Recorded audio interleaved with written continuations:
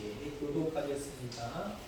야곱이 가나안 땅 곧 그의 아버지가 거류하던 땅에 거류하였으니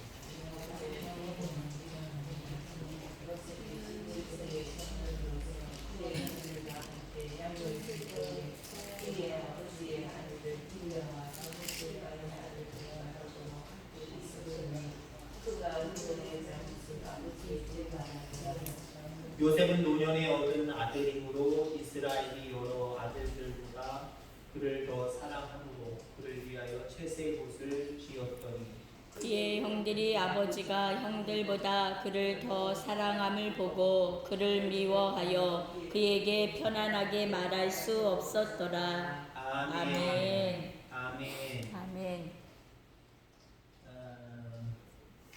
오늘도 귀한 말씀 가운데 귀한 은혜가 충만하기를 바랍니다. 아멘.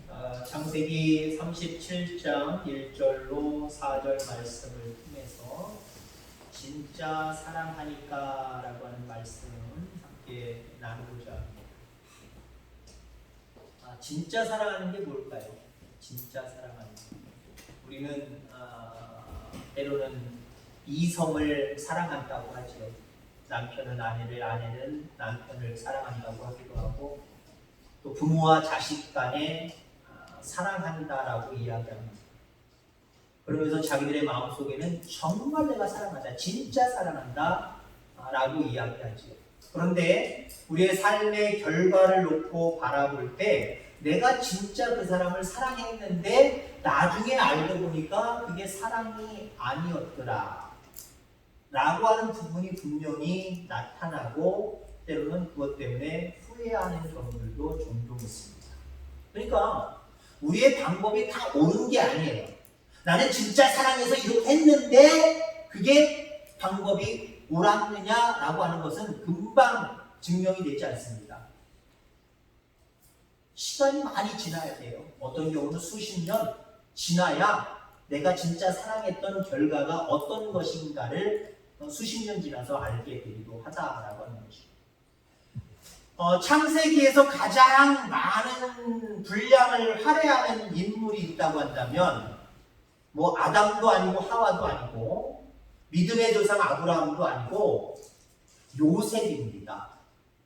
창세기 50장 전체 내용에서 요셉의 이야기가 가장 많습니다.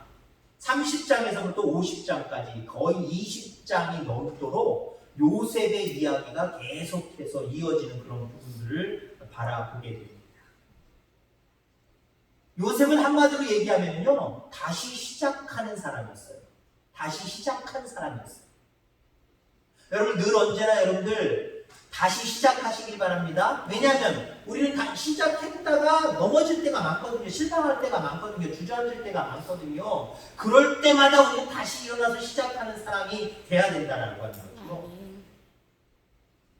요셉은 부당한 취급을 당하는 그 현장 속에서도 억울하지도 않았나 봐요. 다시 일어나서 시작합니다. 불공정하고 잘못된 고소를 받았음에도 불구하고 다시 시작을 합니다. 거부당하고 버림당해도 요셉은 다시 시작하는 모습을 보게 됩니다. 자기를 기억하지 못하고 결국은 시간이 흘러서 아무 소식이 들리지 않을지라도 요셉은 다시 시작하는 그런 모습들을 바라보게 됩니다. 어떤 난관 속에서도 좌절하지 않고 다시 시작한 사람이 바로 요셉이었고, 그렇기 때문에 위대한 인물이었으며 그가 창세기 50장 내용 중에 20장 이상을 하나님이 할애하고 있다는 것.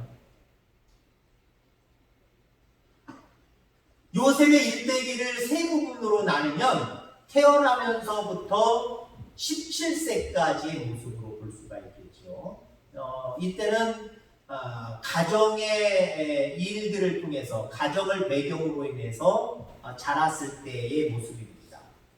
그의 가정은 별로 좋은 가정이 아닙니다. 갈등과 시기와 음모가 있었던 가정이었기 때문에 그렇게 좋은 가정이 아니었고, 요셉도 성장하는 과정 속에 있는 어린 나이였기 때문에 여러 가지로 대처하면서 올바르게 살아갈 수 있는 그런 나이는 아니었습니다. 자, 그리고 17세에서 30세로 구분할 수 있지요. 이때는 억울하게 형들에 의해서 애국으로 팔려가고 남의 집에서 종살이하고 억울하게 누명을 써서 감옥 생활을 했던 약 13년 이상의 시간을 두 번째로 우리가 분류할 수가 있습니다. 그 다음에 세 번째 분류는 30살에 애굽의 총리가 되어서 죽을 때까지의 그 모습을 이 요셉의 일대기의 3부분, 세 번째 부분으로 이야기할 수 있죠. 자, 이때는 요셉의 큰 인물이 됩니다. 서열 두 번째 인물이 됩니다. 그래서 곡식을 살아온 형들에게 자기를 팔아먹은 그 부분에 대해서 괘씸하게 생각하고 억울하게 생각하고 그 행위의 값을 치러줄 수 있는 기회가 오지 않았겠습니까? 그럼에도 불구하고 요셉은 형들에게 안갚음을 하는 그 기회를 안갚음으로 하지 아니하고 오히려 용서하고 사랑하고 덮어주는 모습을 보게 됩니다. 걱정하지 마십시오, 형님들. 염려하지 마십시오. 내가 형님들한테 해코지 할까봐, 형님들의 죄값을 물을까봐 염려하지 마십시오. 하나님이 형님들보다 이때를 위해서 나를 먼저 보내주신 겁니다. 오히려 형들을 위로하고 있잖아요. 이런 모습이 바로 요셉의 모습이었다라고 하는 거죠. 자, 이 요셉의 이야기를 할 때 우리가 잊지 말아야 될 한 인물을 생각을 해보려고 합니다. 야곱입니다. 요셉의 아버지 야곱, 나중에는 이스라엘이라고 하는 이름으로 바꿨지요. 대단히 미온적이고 수동적인 사람이었습니다. 앞서서도 얘기했지만 이 야곱의 가정, 요셉의 형제들 이 가정은 그렇게 좋은 가정이 아니었다라고 하는 거지요. 이 야곱은 어떤 일이든지 능동적으로 일을 해결하지 않았어요. 그냥 수동적으로, 아이 나중에 하지 뭐, 아이 괜찮겠지 뭐, 이런 종류의 이런 성품을 가진 사람이었습니다. 그렇게 바람직한 모습의 성격은 아니었어요. 자, 예를 들자고 한다면 딸 디나가 세겜 사람들에 의해서 세겜 족속의 그 세겜에게 강간을 당합니다. 강간을 자기 딸이 귀한 딸이 다른 민족에게 강간을 당합니다. 그래서 이 디나의 오빠들이 의분을 일으켜서 참지 못하고 세겜성 사람들 남자들을 죽입니다. 남자들을 죽여요. 그때 이 야곱이 화를 내면서 잘했다고 칭찬하는 것도 참 우습지만 오히려 화를 내면서 이 아들들에게 헌치검을 냅니다. 뭐라고 얘기하냐면은 창세기 34장 30절에 보니까 야곱이 시므온과 레위에게 이르되 너희가 내게 화를 끼쳐 나로 이 땅 사람 곧 가나안 족속과 브리스 족속에게 냄새를 나게 하였도다. 나는 수가 적은즉 그들이 모여 나를 치고 나를 죽게 하느니 그리하면 나와 내 집이 멸망하리라. 무슨 얘기예요?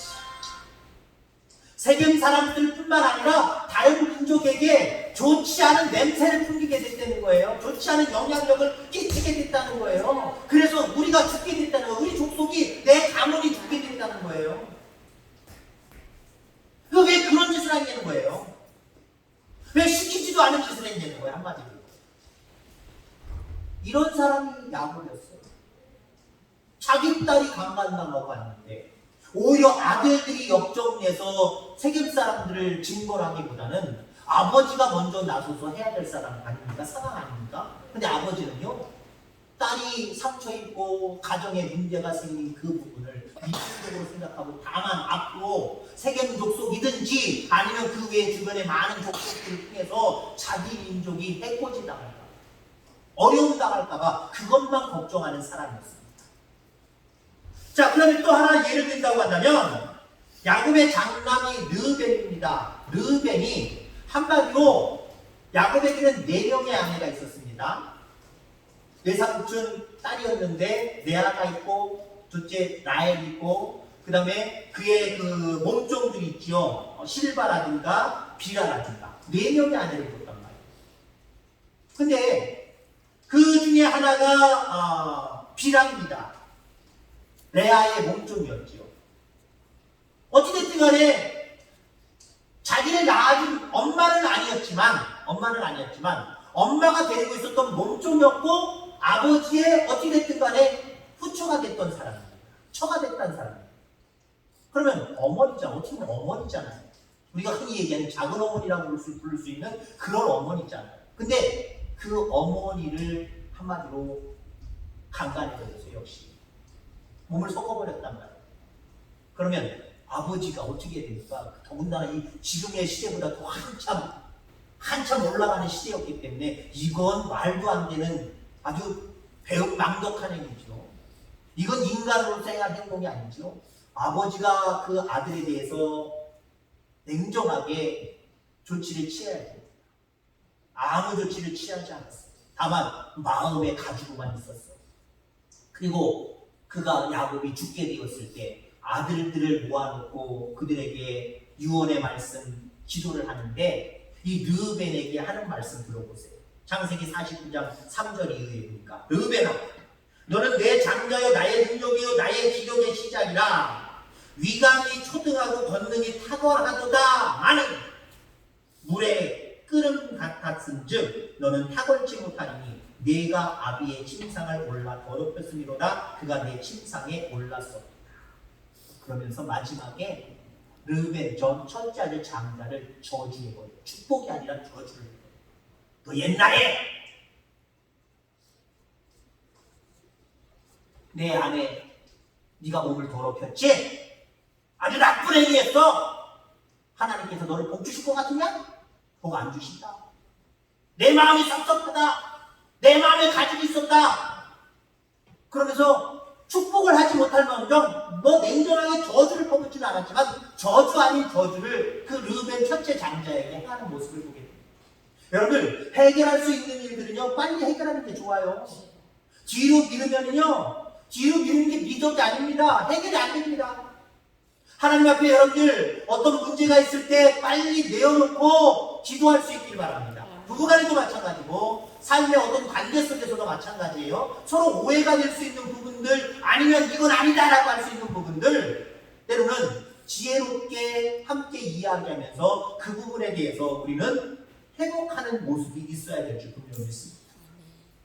자, 야곱은 이처럼 뭔가 성격이 미온적이고요. 정확하게 뭘 해내는 성격이 아닙니다. 거기다가 또 어떤 성격의 약점을 가지고 있고 잘못된 점을 가지고 있냐면은 자식들을 편애한 거였어요. 자식들을 편애한 거였어요. 오늘 본문에도 보면은 요셉이 나옵니다만 요셉을 얼마나 편애합니까? 요셉은 채색 옷을 입혀서 그렇게 살게 합니다. 근데 그 편애가 어떻게 되는 거예요? 한마디로 너무 사랑하기 12아들 중에 너무 사랑하는 아들이었기 때문에 편애한 겁니다. 우리가 아시는 것처럼 이 야곱이 제일 먼저 사랑한 여인은 라헬이었어요. 외삼촌의 둘째 딸이었어요. 7년 동안 일하면서 그 품값으로 라헬을 달라고 외삼촌과 약속을 했단 말이에요. 근데 우리 성도님 중에 신방하다가 보니까 그런 분이 있어요. 늦게 우리 연세 드신 분인데 그 당시에 26, 27살 이때 6살 넘어서 시집 왔다 그러더라고요. 아유 노천에 때 오셨네요. 신랑 되시는 성도님도 연세가 있으셔서 노총각 때 오셨네요. 라고 이야기했더니 왜 시집을 그렇게 늦게 가냐면 오빠가 30살이 넘었는데도 오빠가 결혼을 안 했다는 거예요. 오빠가 결혼을 안 하니까 부모님들이 이 오빠도 결혼 안 하는데 네가 무슨 시집을 가? 그리고 붙들었대요. 못 가게 했대요. 옛날에 그랬잖아요. 그죠? 위에 형제가 자매가 시집을 못 가고 장가를 못 가면 뒤에부터 보내는 적이 별로 없어요. 외삼촌도 라반도 생각하기에 첫째 레아가 있는데 둘째부터 시집 보낼 수 없잖아요. 그래서 레아를 먼저 준 거예요. 어쩔 수 없이 또 7년을 일해서 라헬을 얻었습니다. 그래서 야곱이 정말 사랑하는 4명의 아내가 있었지만 정말 사랑하는 아내는 라헬입니다. 라헬에게서 늦게 낳았던 아들 첫 번째 아들이 요셉이에요. 그러니까 편애를 한 거예요. 그래서 채색 옷을 입혔습니다. 이게 여러분들 앞서서 우리가 제목이 뭐예요? 진짜 사랑하니까. 야곱이 자식들 중에 요셉을 진짜 사랑했어요. 자식들 안 사랑하는 자식이 어떻겠습니까? 다 사랑해요. 여러분들 10손가락 깨물어서 안 아픈 손가락 없다 그런 얘기하죠. 저는 농담 삼아 얘기합니다. 10손가락 다 깨물어서 특히 아픈 손가락이 있다. 있어 없죠? 10손가락 깨물어서 아픈 손가락이 특별히 있더라고요. 12명의 아들 중에 야곱은 특별히 11번째, 12번째 베냐민도 라헬에게서 낳은 자식이거든요. 그러나 그래도 첫 번째, 라헬에게서 낳은 첫 번째 이 요셉을 너무 편애했어요. 진짜 사랑했어요. 진짜 사랑해서 그렇게 편애한 거예요. 근데 그게 어떻게 됐습니까? 오히려 화근이 되잖아요. 형들이 그것 때문에 미워하잖아요. 채색옷은 무엇입니까?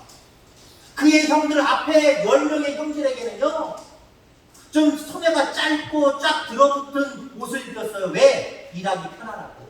일하기 편하라고. 근데 요셉은요 쭉 늘어지고 백조 같은 정말 늘어지고 풍채가 있고 멋을 낼 수 있는 채색 옷을 입혔단 말이에요. 그러니까 이 의미는요 너는 일할 필요 없어. 너는 일 안 해도 돼. 그런 의미가 있는 거예요. 왜? 야곱이 요셉을 진짜 사랑하니까. 진짜 사랑하니까. 앞서도 얘기했지만 진짜 사랑하니까 그 사랑이 시간을 두고 바라보면 그 사랑의 방법이 옳았는지 잘못됐는지 증명된다니까요. 그렇게 진짜 사랑해서 편애하면서 채색옷을 입히고 여러 가지 모습으로 진짜 사랑하기 때문에 그렇게 행했더니 어떻게 됐어요? 가슴에 수십 년 동안 묻어두는 아들이 됐잖아요. 왜?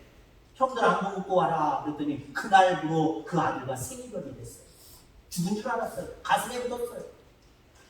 그 아들들이 와서 뭐라고 얘기합니까? 오는 길에 이 옷을 주웠는데 가기가기 찢어놓고 피 묻혀놓고 지들이 다 작전 짠 거예요. 이거 요셉의 옷은 아닙니까? 그 옷을 붙들고 야곱이 부르짖어 울립니다. 이 울음이 그날만 했었을까요? 다시 야곱이 살아있고 요셉이 살아있고 요셉을 만나는 그 순간까지 가슴에 묻어놓고 날마다 요셉아 요셉아 하면서 울었을 거예요. 자기의 잘못된 사랑의 결과였다라고 하는 거예요. 여러분들 여기서 느낄 수 있는 부분이 있습니다. 돈 얻을 수 있는 부분이 있습니다. 요셉을 하나님도 사랑하셨어요. 아멘? 요셉을 하나님도 사랑하셨다니까요. 그러니까 꿈도 주신 거 아니에요.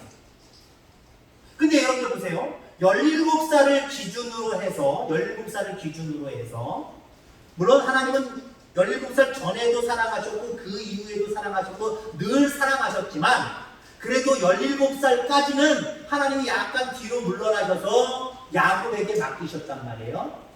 야곱의 방법대로 내버려 두셨단 말이에요. 그럼 야곱의 방법은 뭐예요? 17살 동안 형들에게 안부 묻고 와라 라고 보내기 전까지 17살 동안 야곱도 요셉을 진짜 사랑해서 자기의 방법으로 진짜 사랑함을 표현했어요. 근데 그 모습이 어땠습니까? 그 모습이 그 요셉을 요셉되게 만들지 못했어요. 오히려 더 불행하게 만들었어요. 그는 꿈의 사람이었습니다. 꿈을 가지고 있는 사람이었지만 꿈과 반대되는 모습으로 가잖아요. 왜? 자기의 다른 10명의 아들들이 그걸 시기하고 질투하고 아버지의 그 진짜 사랑하는 방법, 그 잘못된 방법 때문에 10명의 형제들이 멍이 들었어요. 서운했어요. 배신감 들었어요. 가슴이 아팠어요. 그래서 안갚음을 그 아버지의 특별한 사랑을 가지고 있는 요셉에게 그냥 부어버린 겁니다. 죽이려고까지 했어요. 그러니까 결국 살려서 결국 팔아먹습니다만은 17살 때까지의 방법으로 요셉이 요셉되지 못했어요. 그러니까 야곱의 방법, 진짜 사랑하는 방법 틀렸다라고 이야기할 수 있는 거고요. 그러면 17살 이후부터는 야, 너 안 되겠다. 그래서 하나님이 그 안 되겠다라고 하는 야곱에게서 분리시키신 거예요. 형들이 미워해서 팔았다라고 하는 관점으로 우리는 바라보지 말고요. 또 다른 관점에서는 하나님이 하나님의 방법으로 진짜 사랑하는 건 이렇게 사랑하는 거다 라고 하는 것을 보여주시기 위해서 17살 때 아버지에게서 형들에게서 분리시키신 거예요. 하나님의 방법을 이제 쓰시려고. 근데 여러분들 하나님의 방법은 어떤 방법이었어요? 종으로 팔려가는 거였어요. 아버지 형제들과 세기를 하고 정말 나락으로 떨어지는 거였어요. 광야로 몰려가는 거였어요. 그리고 고통당하는 거였어요. 어려움당하는 거였어요. 꿈과 무관한 모습으로 정말 절망 가운데 낙심 가운데 살아가는 모습밖에 없었어요. 억울하게 죄를 뒤집어쓰고 감옥에 갇히는 그 나락까지 떨어졌어요. 여러분, 근데 중요한 것은요, 그게 하나님의 방법이다. 아멘. 그게 하나님이 진짜 사랑하시는 자들에게 쓰시는 방법이라는 거예요. 믿음이 없는 사람들은 이거 이해 못할 거예요. 여러분 이해하시죠? 이해 못하세요? 이해하시죠? 그럼 하나님은 진짜 사랑하니까 광야로 모르신 거예요. 그리고 우리가 흔히 그러잖아요. 너무 사랑해서, 여러분 가능하다 그런 거 있잖아요. 독자 내지는 뭐 늦둥이 뭐 이런 사람들 있잖아요. 이런 자녀들 있잖아요. 그러면요, 그들을 대하는 집안의 모든 어른들의 태도가 달라요. 다르잖아요. 정말 사랑을 자기들의 방법대로 막 쏟아부어요. 근데 우리가 흔히 얘기하는 것처럼 다는 아니지만 너무 오냐오냐 키운 애들은 우리가 흔히 얘기하기를 버르장머리가 없다 그러잖아요. 자기밖에 모르고 자기 주도적이거나 뭘 자기 스스로 해내려고 하는 것도 없이 철없이 그냥 성장한다. 철없이 나이만 들어간다. 보통 이렇게 이야기하잖아요. 이게 인간의 방법입니다. 근데 하나님의 방법은 광야로 모시는 거예요. 산란과 핍박과 어려움 속으로 몰아넣으시는 거예요. 그래서 거기서 훈련받고 마침내 하나님의 사랑으로 거듭나게 하시고 일으켜 세워주시는 거예요. 하나님은요, 17세부터 30세까지 13년 동안 광야만 계속 몰아놓으셨어요. 그냥 골짜기로만 계속 몰아제끼셨어요. 생각해보세요. 요셉이 그 17살 때부터 30살 애굽의 총리가 되는 그 과정까지 계속 나락으로 더 깊이 떨어지잖아요. 더 힘든 과정 속으로 점점 몰려가잖아요. 이게 하나님의 방법이라니까요. 그 방법을 통해서 그는 연단받았고요. 그 과정을 통해서 쓸모없는 과정 같지만 그 과정을 통해서 점점 더 권세 있는 사람들에게 인정함을 받는 자리로 나아가서 결국 애굽의 왕이, 야, 너 이 나라를 다스려. 이 나라의 정치를 네가 다 해. 이 나라의 살림을 네가 다 해. 나는 다만 왕으로서 군림할 뿐이지 모든 일들은 네가 다 해. 그렇게 자리를 내어줄 정도로 권세 있는 자가 되었다. 하나님의 큰 일을 감당하는 그런 사람이 되었다라고 하는 거예요. 여러분들 하나님을 진짜 사랑하시지요? 여러분들 주변에 있는 많은 여러분들과 관계되는 사람들 진짜 사랑하시지요? 진짜 사랑하는 것이 무엇인지 그 방법까지도 오늘 하나님에게서 배울 수 있게 되기를 주의 이름으로 축원합니다. 하나님이 내게 채색옷을 입혀주셨고요. 우리는 하나님 감사합니다. 감사해야 되고요. 그다음에 우리에게 채색옷을 벗기시고 광야로 때로는 고통과 고난과 아픔의 자리로 몰아넣으셔도요. 우린 이렇게 생각해야 돼요. 어떻게? 하나님이 나를 진짜 사랑하시나 보다. 아멘. 하나님이 나를 진짜 사랑하시나 보다. 하나님이 여러분을 진짜 사랑하시면요. 채색옷만 입히시지 않아요. 여러분들을 때로는 힘듦과 어려움과 고난과 고통의 자리로 때로는 몰아넣기도 하세요. 그때 절망하고 낙심하고 왜 이러냐고 기도의 자리, 은혜의 자리, 말씀의 자리를 외면하지 마시기 바랍니다. 요셉을 보세요. 13년 동안 계속해서 고난과 고통과 아픔과 배반과 정말 억울함을 가지고 있는 그런 형편으로 계속해서 가지만 그의 마음은 늘 주를 향해 있어요. 늘 하나님이 주신 비전을 가지고 살아갔어요. 그러니 그 13년 동안 연단받고 마침내 진짜 사랑하시는 하나님의 방법에 의해서 정말 대단한 인물로 서게 되는 모습을 보게 되죠. 요셉이 한 거 하나도 없어요. 그때마다 하나님이 그에게 지혜 주시고 꿈을 알게 하시고 해석하게 하시고 하나님 그때마다 하나님의 방법으로 다 고난 가운데 물어놓으셨지만 그냥 고난만 당하라고 하신 것이 아니라 그때마다 사람들을 만나게 하시고 그러면서 그 문제들을 해결하게 하셔서 결국 하나님이 그렇게 하신 거예요. 결국 그렇게 하나님이 하신 거예요. 여러분 하나님 여러분을 진짜 사랑하십니다. 그럼 진짜 사랑하시는 하나님의 방법이 오늘 어떤 것인지 알았어요. 채색옷을 입히시는 것도 하나님의 방법이에요. 그러나 때로 많은 경우 우리를 고통과 어려움의 자리로 광야로 몰아내시기도 합니다. 그건 진짜 우리를 사랑하셔서 하시는 방법이에요. 늘 언제나 어떤 상황 속에서도 하나님은 나를 사랑하신다. 아멘. 좀 더 어렵고 힘든 자리가 있으면 오히려 더 하나님 진짜로 나를 사랑하시는구나 라고 이렇게 느끼면서 하나님의 말씀, 하나님을 향한 그 믿음 변함없이 가지고 그 믿음 안에서 살아가는, 말씀 안에서 살아가는 저와 여러분들 다 되어주기를 주의 이름으로 축원합니다. 아멘. 하나님 아버지 감사합니다. 오늘도